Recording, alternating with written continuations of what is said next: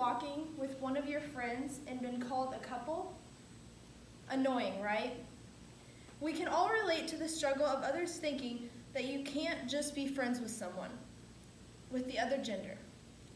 Today I'm going to persuade you about the relationships between boys and girls and prove that they do and can exist. I can relate to the challenge of trying to get others to believe me, so that's why I chose this topic.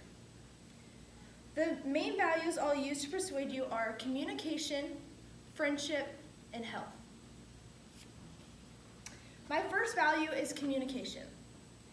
Men and women have many different, diverse ways of speaking, thinking, and overall communicating. Men are more likely to communicate as a way to maintain their status and independence, while women tend to view communication as a path to create and build friendships. Men try to avoid advice and be overpowered. Women like to understand the conversation. When communicating, you use face expressions to express what you're talking about. Women rely on facial expressions, while men rarely even smile. There are so many ways to improve communication between men and women. Do you ever just think about stopping and listening? Sometimes we tend to want to get in and interrupt because we want to explain our side of the story. To sit back, listen, and not rush will help improve communication. Another thing we have trouble with is the focus. We think about us while trying to listen to them. Focus yourself into hearing what they have to say. When you communicate and are open about the situation and honest, it helps the problem. Don't hold back any information, just let it all out. Now that I've explained the communication of men and women and ways to improve communication, my next value is friendship. Being able to have a friendship between two will help professionally in the future.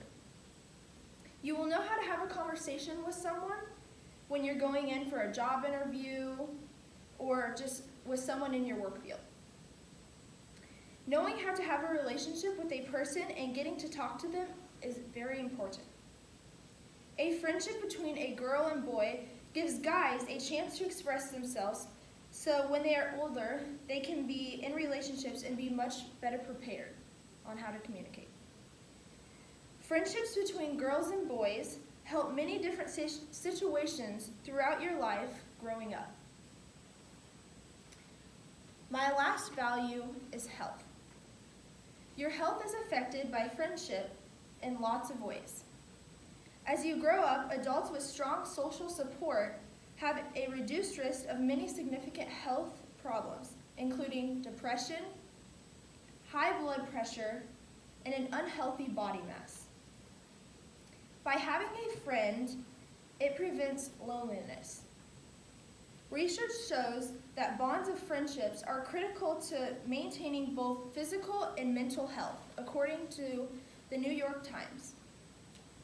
Most people aren't aware that friendships are so beneficial to your health. In conclusion, I have explained to you about the friendships between girls and boys and proved that they can and do exist.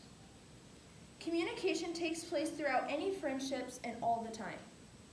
Friendships help you grow as an important person. Having a friend increases your overall health and helps in many different ways. From the day children step out onto a playground, friendships are a key part of life.